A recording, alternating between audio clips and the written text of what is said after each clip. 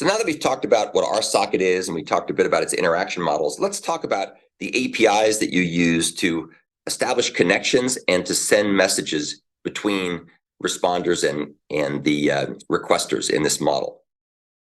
So let's start with the connection part first, because that has to occur initially before the messages can flow.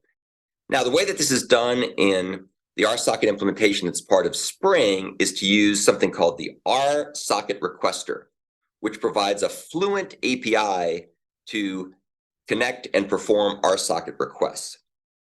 And the methods that it provides prepare for connection and message routing, and also provide ways to specify metadata for subsequent delivery to a server once a connection is established.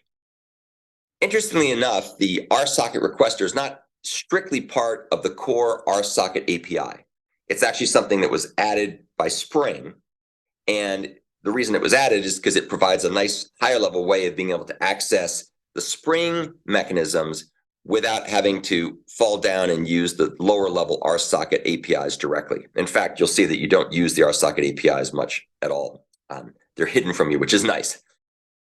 What you can do with RSocket requesters, you can make requests from either clients and or from servers symmetrically. So a client can make a request to a server can send a request to a client, and it all works through requesters. So it really gives you this very nice kind of peer-to-peer-like model. And in fact, for that reason, we often use the term requester and responder instead of client and server.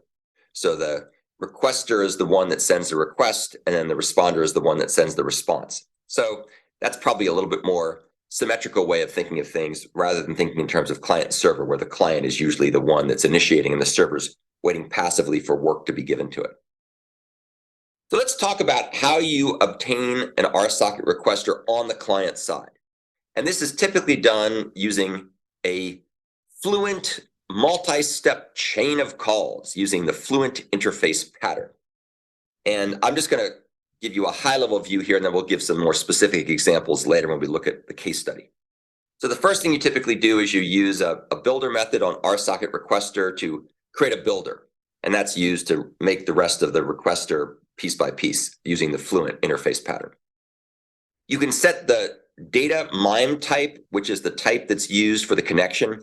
That could be, for example, an application binary protocol, and we'll talk about how you can do that.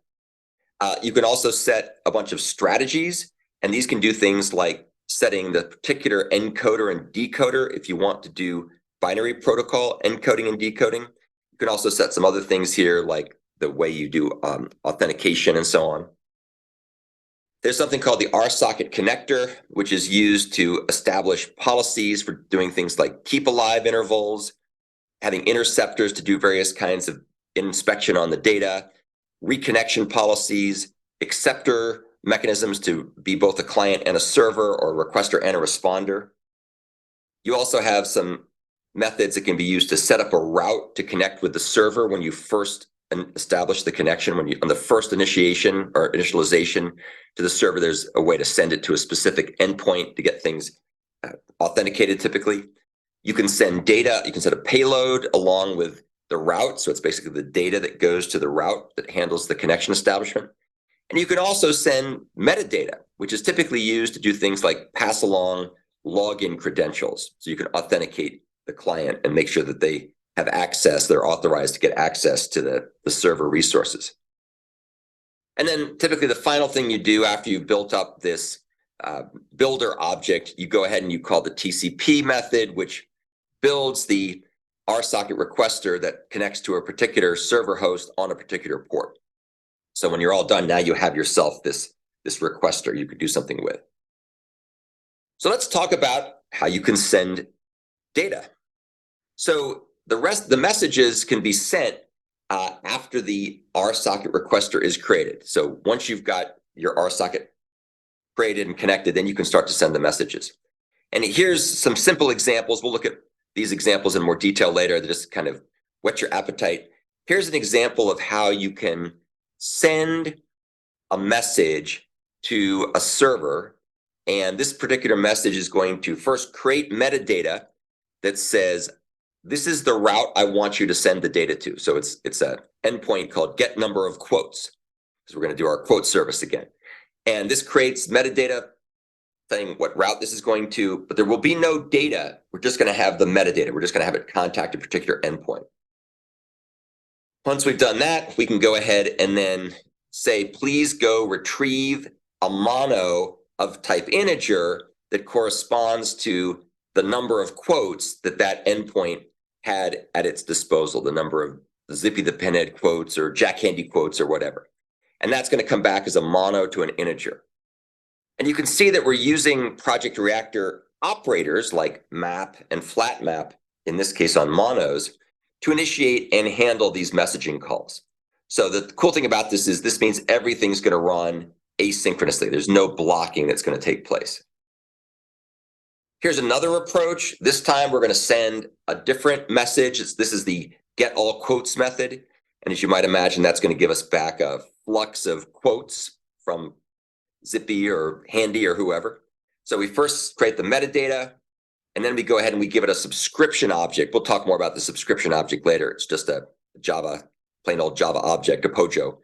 And this is going to be set as the data that will go to this endpoint.